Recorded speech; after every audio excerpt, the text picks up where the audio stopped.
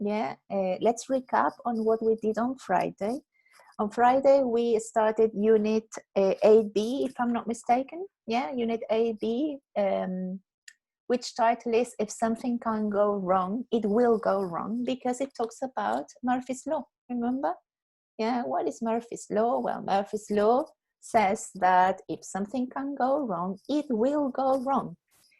It is based on the theory of an airplane engineer, I think, called Edward Murphy, in the 1940s. And he talks about different contexts where negative or bad things can happen. So if anything can happen, the worst thing can happen. For example, can anybody remember some examples of Murphy's Law? Just to start the class. Any example that you remember? For example, if I take the umbrella, or if I take my umbrella, it won't rain, or the opposite. If I don't take the umbrella, it will rain. See? Any other example that you remember? Based on studies, I don't know, any context. I have one. Great. For example, if you have two halves of the bread and you put avocado, and then for anything it's going to fail, it will be in the floor, but with avocado Yes. the floor. Exactly. That usually happens when you're eating, I don't know, a piece of bread with marmalade, with jam, with avocado, with anything. Yeah. And you unintentionally, of course, you drop it. Yeah. Usually the avocado or the jam faces down, you see, so it touches the floor. Yeah, that is a typical example of Murphy's Law. Or if you're wearing something white, yeah, you will spill something on it. Coffee, Coke, I don't know, juice, anything.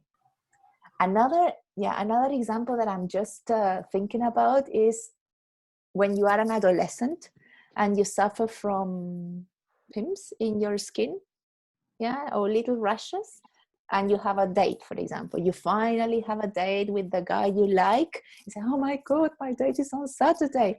And then on Friday night, the pimp appears here in your nose. You say, why? Why today? You see, Murphy's Law. Okay, guys. So, well, last class we talked about Murphy's Law. And why? Because we were talking about the first conditional. Yeah, the use of the first conditional. What is the first conditional? Good afternoon, Mr. Eduardo. The first conditional is a structure that you use to express likely situations in the present or the future. Remember when we talk about possibilities, yeah? Not certainties, not unlikely situations, yeah? A certainty is something like, as soon as I get home, I will have lunch. That is a certainty, you see? When I get home, I will have lunch. As soon as I get home, I will have lunch. But if I say something like, if I get home, I will have lunch, just because I'm changing when with if, I'm making the situation likely, not a certainty. You see the difference? Yeah, so the first conditional is used to talk about likely situations. We didn't have time to finish the unit last class, so my plan for today is the following. The first half of the class, we're going to talk about something that is called confusing verbs. What are confusing verbs? Well, verbs that are easily confused, because we as Spanish speakers tend to make mistakes, yeah, with the use of these verbs in context, yeah. So remember, one thing is to know the meaning of the verb, and another thing is to know how to use it correctly, yeah. You finally know a verb or a word when you can use the word in context correctly. Not only the grammar. Grammar is part of the story. Definitions are part of the story, okay? We need to take into account pronunciation, the context, the words that go after and before the word, etc., okay? So we're going to work with confusing verbs the first half of the class. Then we're going to do some speaking activities. And if we have time and you have no further questions, we're going to start Unit 9A, is it? Let me see.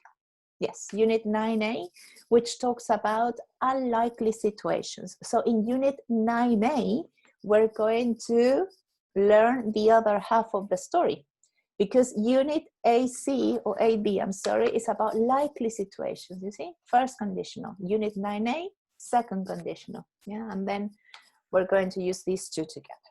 Okay, guys, books, pens, paper, everything, are you ready? Yeah, okay, good. Bless you, Felipe. Okay, so confusing verbs. Page 63. Let's go to page 63 in your books. Let me see. What is the book? Page 63 in your books, please. Can you see the book or not? On the screen? Can you see it? No. You know that in the previous class, I was with level 2 and we were talking about paintings, which is one of my favorite units because I love art and I love paintings in general. I love visiting museums. And I was like very excited talking about Las Meninas by Velázquez, and I was showing them the painting and the audio, etc. And after all my explanation finished, they said, "Miss, are you showing us the book?" I said, "No, I'm showing you the painting." Well, they never saw the painting, and it was so frustrating because I spent like 20 minutes talking about Las Meninas and they never saw Las Meninas. Anyway, really frustrating. So when you cannot see something on the screen, tell me, okay? Right. So here we have 6 sentences, and you see there are some words in italics. Look, look like, miss, lose, bring, take, win, earn, know, meet, say, and tell, okay? So the following exercises have to do with getting the difference, yeah, between these two verbs and how can we use them correctly. I'm going to start with question number 1, which says, who do you look or who do you look like in your family? You tell me, which is the correct option? Who do you look in your family or who do you look like in your family? What do you think? Look. Who do you look in your family? How would you answer that question? Who do you look in your family? What is the answer for that question? It's a weird question. Fine, I think. Who do you look? Fine? I don't know. I think it's look like. Yeah, I think that is look like, because if say, who do you look? That's weird. I mean, I can say, who are you looking at? Yeah, I'm looking at you, but who do you look? Weird, yeah? I would say that the correct option is, who do you look like in your family? So look like has this meaning of physical appearance. So who are you similar to, physically speaking, in your family? Yeah? So who do you look like in your family, Martin? Martin, are you there? Yes. Yes. I think that I look like my uncle. Your uncle? Okay, No, right. Tío. Yes, yes. Uncle? Yes. Yeah. It's just that I say, wow, your uncle. No, okay, right. Yeah, the brother of my dad. Your dad's brother. Okay. Uh-huh. I don't know, color of the hair, eyes, height. The color of the hair. Uh-huh. Also the skin, I think. Uh-huh. You have fair skin, both of you. Uh-huh. Very good. Okay, so Martin looks like his uncle. Yeah. What about you, Matthias? Me? Yep. I think I look like my grandpa. Your grandpa. Okay, good. You look like your grandpa, physically speaking. Yes? Yeah.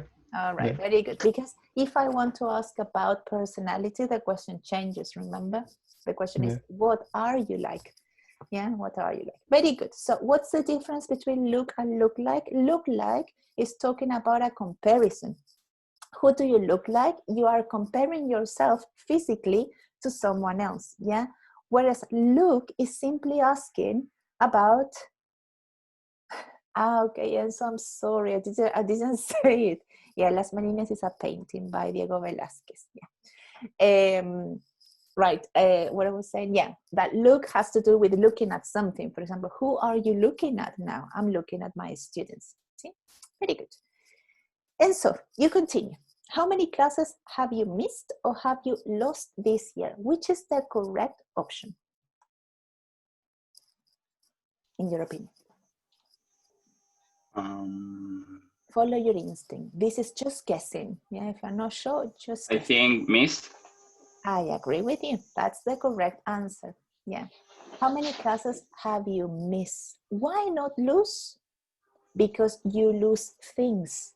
You don't lose events. I can lose my car keys. I can lose my cell phone, but I miss opportunities or I miss events. So when you say that you were not present in a class, the correct verb is miss, not lose. The same happens when you are waiting for the bus and you didn't catch the bus. You cannot say, oh my God, I lost the bus. You say, I missed the bus. I missed the plane. I missed the train. Yeah, very good. For us that we speak Spanish, this is confusing, you see, because in Spanish we have the verb perder. Me perdí la clase, me perdí, no sé, el avión, llegué tarde. But in English, there are more verbs. So you need to know which is the correct one to use. Number 3, Matias Ortiz. What do you think? What gadgets do you always bring with you when you go on vacation? Or what gadgets do you always take with you when you go on vacation? Oh, The last part of the question, in a way, is giving you the answer. when I go on vacation, I am When you safe. go. Bring, I think. Mhm. What about the rest of the class? Bring or take? You bring. Take. Sorry? Bring? Take. Take. Yeah. The problem is that the last part says when you go on vacation. Yeah. So now we assume that we are not on vacation, right? So I ask you, oh guys, when you go on vacation, what items do you take with you? Because bring, in a way, has this meaning of taking something from a place to where you are now. You see? I bring, for example, I'm on holiday. I'm on holiday now. I'm at the beach, okay? I'm having fun at the beach. I'm on holiday. So, I forgot to bring, you see, I forgot to bring the sunscreen. Yeah, why do I use bring? Because now I'm on holiday. I cannot say I forgot to take because I'm on holiday now. You understand? Yeah. So the direction, yeah, is important. The point of reference. Where are you now? Okay. So depending on that, you will use bring or take. Missed. Tricky question, huh? It's a tricky one. Yes, of course. I think in Spanish it's a little bit similar with traer and llevar. Exactly. Yes. Se me olvidó traer. No puedo decir se me olvidó llevar because I'm on holiday now. Yeah. Mm-hmm. In that example, it works. Thank you very much, Enzo. Number 4 says, do you think sports people win or earn too much money? In your opinion, class, which one is correct and why? Anybody knows? You win, Earn. Matthias, Earn. why do you think it's earn? I think win is like a championship or something like that. Mm-hmm. So you win a prize, you win the lottery, you win, I don't know, a scratch card, etc., right? And earn has to do with what? Money. Yeah, well, with money, but I can also earn your trust. Money, you see? Earn has to do with effort. Yeah, when you earn something, in this case, money, we are talking about something that you worked for. It wasn't a stroke of luck. When you win the lottery, it's a stroke of luck, you see. Now, of course, you can say, yeah, but you can also win a competition. And when you compete, you are also making an effort, yeah, to be the winner. But just because it's a competition, we use win and not earn. You don't earn a competition, you win a competition. You win a prize, you win the lottery, you win money in a raffle, for example. But earn, yeah, when you work for that, you say earn. I earn a salary. I earn money every month because I work for it. Yeah. So in general terms, that's the difference. Number 5. Miss. Yes. So in number 4 is win? No, number 4 is earn because it's money, Earn. not competition. Okay. It's earn money. They work for it. Number 5 says, what is the best way to know or to meet new friends? Meet. Okay. Why? Because I mean, I can know my friends, or I know my friends, and I also met my friends. Both are correct, but what's the difference? When to use which? It's meet. I agree with you. Yeah. What is the best way to meet new friends? But what is the difference between knowing friends and meeting friends? I think met, because it's the first time that you see that new friends. Very good. It's like introduce yourself or something like that. Exactly, right. Let's analyze the verb meet, because meet can mean 2 different things. Yeah, you meet someone for the first time, as Enzo is explaining. So in this sentence, it says new friends. It's not saying old friends. So what is the best way to meet new friends? Well, I don't know, you go to parties, you go to exhibitions, you go to a bar, okay? Meet new friends. But meet also has the meaning of getting together. That is why you have meetings, for example. You see, when are you meeting your friends? Next Saturday. But you know your friends already. You know who you're going to meet. That is the second meaning of meet. No, on the other hand, you need to meet the person first and then you know the person. So in this example, no is incorrect because we're talking about new people. Yeah, that's the reason. And finally, number 6 says, is it sometimes okay to say or to tell a lie? This is a collocation. Yeah, so which one you think is correct? You say a lie, tell a lie. Follow your instinct. Tell a lie. Tell, very good. The verb that you use with lies is tell. You tell lies, not you say lies. You tell them. Okay? So there are more examples on page 160. Yeah, we're going to look at the examples together, because then I want you to use these examples in context in speaking. Go to page 160, please.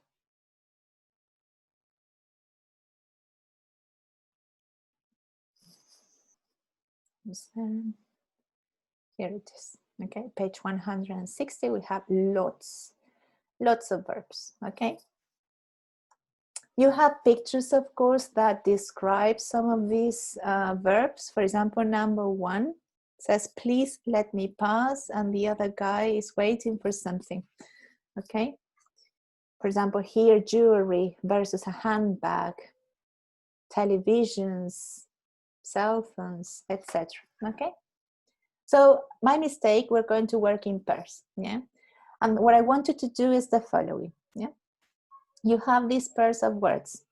So what I wanted to say is discuss the differences. Why do you think is wear jewelry and not wear a bag? Why do you think is win a medal and not win a salary? So talk about the differences more than just matching. The matching part is not really my favorite thing. My favorite thing is to discuss in your own words the differences between these 2 verbs. Okay? So for example, if we are analyzing the differences between wear and carry, you and your partner say something like, okay, you wear jewelry, you wear clothes, you carry a bag, and you carry a baby. So what's the difference? What's the difference between wear and carry? I think that wear, or you use the verb wear when you're talking about things that are on you. For example, You wear glasses. You wear a mustache. You wear a beard. You wear earrings. You wear jewelry in general. Yeah. You wear clothes. You wear shoes. But you cannot wear a bag because the bag is an accessory. It's detached from you. It's not on you, literally. You see? So you can carry a bag. You can carry a backpack. The same happens with a baby. You see, you don't wear babies. That would be awful. You see, you carry a baby in your arms. You carry a puppy in your arms. So it has to do with where the object is. Is it on you, or you are just taking the object and carrying the object? Do you understand the activity? Yeah, I wanted to think about it. Yeah, to think about examples, where to use this. Okay, let's do one more together. We already talked about win and earn. Domingo, can you discuss with me the differences between winning and earning? Earning is more like an effort. Mm-hmm. You make an effort, yeah, for that. You make mm-hmm. an effort to earn something, and winning can be for other reasons like luck. Luck, yes, out of luck. You win a medal, you win a prize, you win a game. Of course, we can debate, and you can say, yeah, but I won a medal because I made an effort to win it. You see? But just because it is a medal, yeah, you win it. You don't earn it. Yeah. Earn, of course, can also be used for other things, not only money. Yeah, I can say, oh, you know, my best friend is my best friend because she earned my trust. She has always been very loyal, yeah, to me. So she earns all my trust, you see, out of experience, out of loyalty, etc. Yeah, very good, Domingo. Then Enzo explained very generally the differences between know and meet. Enzo, can you explain us again the differences between know somebody and meet somebody? I think now is something that requires more time. Mm-hmm. Very good. And meet is like very touching, just for a moment. Exactly. Yeah. So you meet somebody, the examples are giving you the answer, right? You know somebody well, or you meet somebody for the first time. Now, in the second part, you see, you meet at 11 o'clock is the second meaning of meet, of get together. Yeah, let's meet at the coffee house at 10, for example. Of course, I know the person, you see. Let's meet, let's get together, right? Now, if I have something like a country, yeah, what verb do you use? You meet a country or you know a country? You know. You know a country. You cannot meet the country. You're going to say, hello, Mr. Spain, how are you? Well, Mr. Spain, the person, but not the country. Yeah, very good. So think about examples. Yeah, can I use this in this example? Can I use that in that example? I will give you only 5 minutes. Yeah, and if you have time, well, you match the pictures with the verbs, okay? But that is not the most important thing. I wanted to discuss the differences, yeah, between the verbs. So I'm going to stop recording. Okay, to have a debate. You were having a debate. That's what I want you to have, debates. Okay, let's start where we last finished, which was the difference between win and earn, right? No, and meet, I think that answer you explained it, yeah, as well. Yeah, let's start in hope and wait. Yeah, I'm all ears. Anybody would like to explain the differences between hope for something and wait for something? Or someone? What's the difference? Come on, guys, don't be shy. If you make a mistake, don't worry. I think hope is like a sentimental thing. It's like you think that it has to do with emotion. Yes, and wait is only for time, I think. Right, so wait is related to time. So you wait for the bus, yeah, you wait for someone to arrive, you wait for something for a long time. And Yes. hope, for example, I'm hoping for or I'm hoping to have a good result, yeah, in a way, yeah, of course you're waiting for the results, but hope gives this extra characteristic of like having a feeling about it. I'm hoping to pass, for example. I'm hoping not to fail the exam. Yeah, very good. Yeah, it has to do with feelings, emotions. Watch and look. We were having a discussion, yeah, with, can you remind me? It was with, no, it wasn't with Francisco. With our group. Yeah, with your group, Matthias. Yeah, between look and look like. Matthias, you tell us.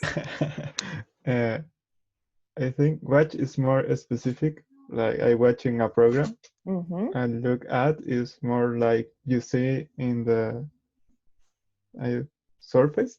I don't know how to say. It's like when I look. And what about look happy? Look happy. You look at happy. No. Okay, I think that you got a little bit confused, Matthias. Yeah, a little bit. Yeah, the thing is that we were adding more words because see came to the discussion. Look at came to the discussion because this is not look at, this is look, which is different. Yeah. So let's analyze different examples. Yeah, and let's understand the differences. When you say you look happy, or you look very young, or you look, I don't know, as if you were married, yeah, or not married, we are talking about a general impression. Oh, you look sad today. What happened? You look tired. You see, it's a general impression. Yeah, we're not talking about conscious or unconscious action. We're talking about the general impression the person or the situation is giving me. For example, oh, this place looks creepy, you see? It makes me feel afraid. General impression. Look like, on the other hand, we're not talking about a general impression. We are talking about a comparison. When you use look like, we are comparing your physical appearance to somebody else's. You look like your dad. You don't look like your mom. You look like the actor X, for example. Physical appearance, comparison. When you think about the words see and look, we are talking about a different story. Because see is an ability that most people have because they have eyes. You have organs, yeah, that enable you to visualize what is around you. See is unconscious. I can see everything. I can see my environment. I can see this room. I can see the class, the computer. But look at something is conscious attention. The same difference that exists between hear and listen. I can hear everything, but I'm listening to you. You see, the same happens between see and look at. I can see everything, but I'm looking at Enzo now. I'm looking at Luis now. I'm looking at Martin now. But I can see the other students. You see that everything depends on the context. You need to analyze the verb in context because the context will give you the answer. But as you can see, in English, we have many words. And sometimes in Spanish, we have only one. And that is why it's a little bit confusing because it's not just translating. We need to learn, yeah, the differences between the verbs. Is this a little bit more clear than before? Yeah. Yeah? Okay, good. Then we have miss and lose. We explained a little bit, yeah, why we were doing the first exercises. You miss, in general, events. You miss opportunities. That is why, sorry, yes. I have a question with look at and watch. Watch, you mentioned watch, yes. Yeah. You say see. Watch and see. No, it's not the same. Yeah, the problem, Matthias, is that if I start giving you all the verbs that are related to sight, we will never finish. because we have lots of verbs related to sight. We have peep, we have watch, we have see, we have look, we have gaze, we have stare, we have plenty, okay? And all the verbs mean different things. Now, let's analyze watch. Watch is not the same as see. See is an ability, you can see everything. It's an unconscious action, yeah? Watch, we can compare it with look. For example, look is conscious. I look at you, but I see everything. Watch is paying even more attention to something. For example, I don't know. Do not think about the example with the television, because television is different. But if I say, Matthias, be careful, I'm watching you. I'm observing you.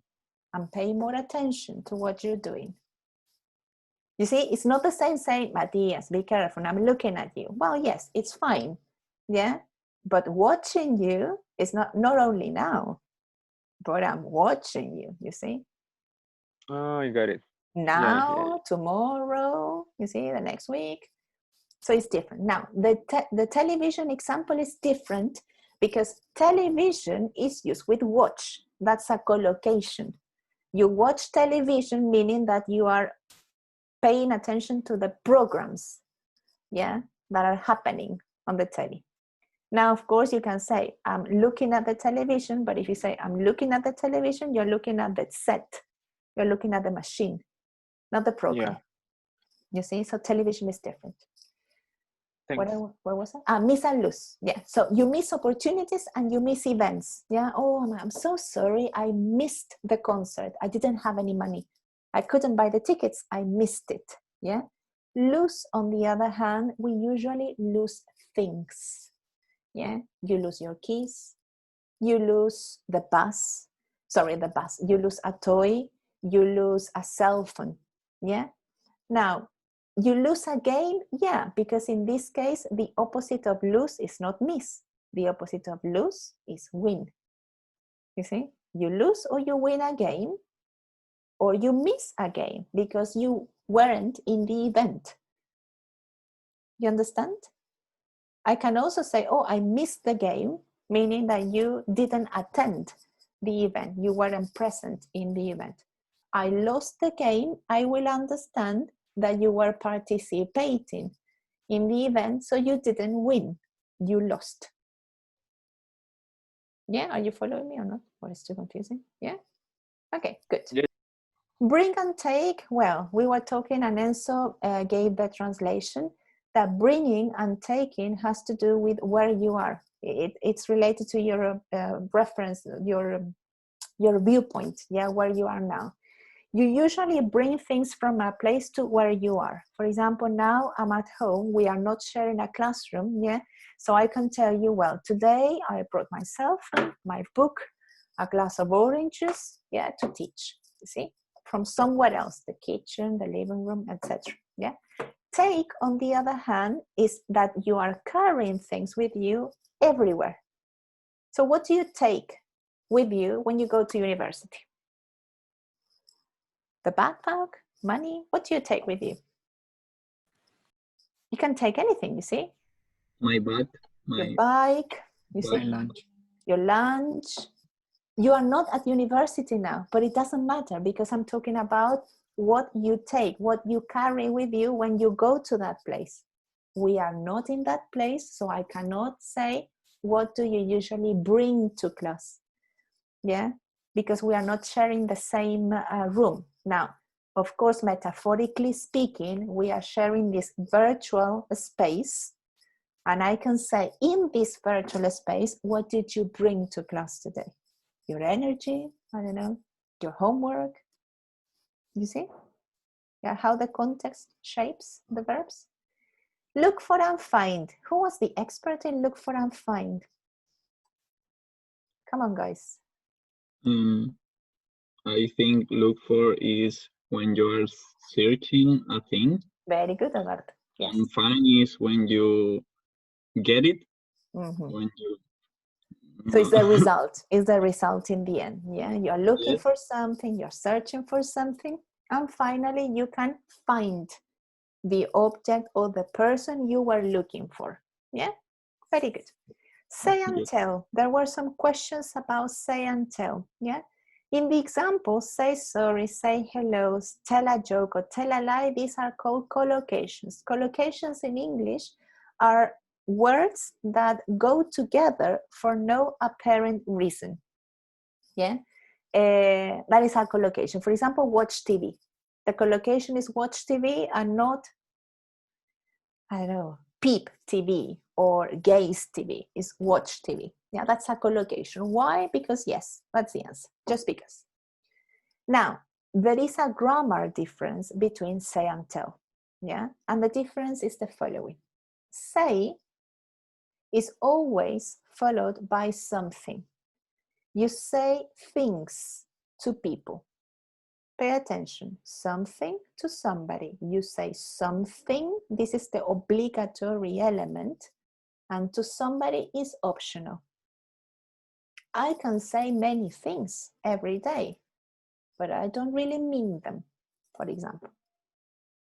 Can I omit the something? No. I can't say something like, I say to you.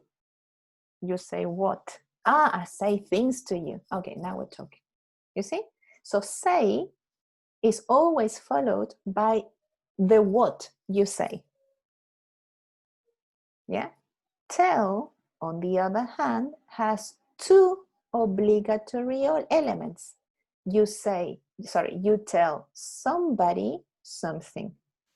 I cannot say something like, I tell bad things, and I finish the idea. That is wrong. I tell you bad things. I tell people bad things. But I cannot say I tell bad things. That is incorrect, grammatically speaking. Miss, can be possible like say is for something specifically and tell for general ideas? I don't know. I don't really want to say that, because the problem is that you have options, and depending on the sentence, you may use any of the two with no difference. For example, you can say, she said she was happy. She said she was happy. Option number one. Or you can say, she told me she was happy. And both are correct. And it's the same context and the same example. You see? So, but the typical mistake that Spanish speakers make, including myself, at some point in the past, is that people say, she said me. Because we translate el me dijo. Because in Spanish we use these reflexes, verbs like me bañé, me dijo, que no existe en inglés. Estos me, le, etc. do not exist in English. You don't say wash me, you say wash my hands, wash myself. It's different, you see? So say is followed by something, by the what, not by the person. And tell is always followed by the person and the something. That's the grammar difference between say and tell. Did you get it or not? Yes. Yeah? Yes. Okay. Thank you. Uh-huh. Yes, somebody had a question. Can we say, what did you say and what did you told me? What did you tell me? Yeah, any of the two. If you say, what did you tell me, it's fine. Or what did you say? I didn't hear you. Perfect. Nice. Yeah, but you need the elements, you see? When you use tell, you need to say, what did you tell me? You need the what and the me. But when you say, when you use say, it's not necessary. So what did you say? You don't need the to me. It's optional. Yeah, but in tell, you need two elements, the what and the who. Nice, or thanks. To whom. And finally, Miss? Yes, Martin. Excuse me. What happened, for example, I already find a letter, and now you already found the letter? Yeah, I'm already found the letter, and now I want to read it. What do you say? The letter says that, or the letter tells that? I think that sounds better. For example, the letter says that. The letter says, because the letter is not talking. Yeah. Now, the letter is telling me, look, the thing is that language is so flexible that if we are in context and you tell me, you know, I found a letter and the letter says that this person is lost, for example. Yeah. Now, I can also say, well, you know, this letter is telling me that something is not right. So metaphorically speaking, I could also use tell. Yeah. But now the first answer that I will give you, Martin, is like, of course, is say. The letter says that a person is lost or that a person is missing. Yeah. But in context, depending on what I mean, depending on how I use the language, the other one is not that impossible. Yeah. You see, so that is the beautiful thing about languages, that languages are used by people, and people, I don't know, give different meanings to things depending on the context and depending on what they mean. Now, of course, we are in level 3, and I don't want to make your lives more miserable. Yeah, I don't want to confuse you. But if you learn the basic differences, I think that it will be possible in the future to know the subtleties of the verbs, because these are subtleties, but they have an impact on the grammar. The same that I told you about say and tell. Say and tell is the typical, mistake that students make. They say, she said me, he said he said him, he said them. Wrong. He told them, or they said that. They were happy, for example. Yeah. Now, let's finish with lend and borrow, because we have so little time and we didn't speak anything. Lend and borrow. Who would like to explain the differences between lend and borrow? This is a tricky one, because the truth is that they are not so different in meaning, but the way in which we use them is different. I think it's the person who say the word. I think I lent something to someone, but that person, or no sé, I think that person borrowed to me something. Borrows from me. Yeah, that is. Matthias, do you remember when we learned this in level 2 or not? Matthias Ortiz? No. No. No, we discussed this. Yeah, we did. We did, Matthias. We discussed it. Well, don't worry. Let me refresh your memory, Matthias, my dear Matthias. Lend and borrow are confusing because the result is the same. Now, imagine. That's the same example that I gave you guys. I'm sorry. Imagine that I need money, okay? I need money, and I know that Francisco, yeah? Let me see. Why do I say Francisco? There is no Francisco. Okay, Andres. Andres looks wealthy, okay? So I say, Andres has a lot of money, yeah? So I'm saying, Andres, can you lend me some money? So what is the movement of the money? The money goes from Andres to me. Yeah, pay attention to the question. Can you lend me some money? Okay. Borrow. I can ask the same question with borrow. Andres, can I borrow some money from you? The money again goes from Andres to me. But the way in which I make the question, the subject changed. Because now the subject is me. Can I borrow versus can you lend me? Who gets the money in the end? Me. You see that why they are confusing? Because both borrow and lend, the difference is who asks for the money. When you ask, is borrow. Can I borrow? Or can you lend me? Who gives the item? So if the subject is giving, the subject is lending. If the subject is asking, the subject is borrowing from another person. You got it or not? Yeah. So the key word is to and from, not always present in the question, because when I say, can you lend me money?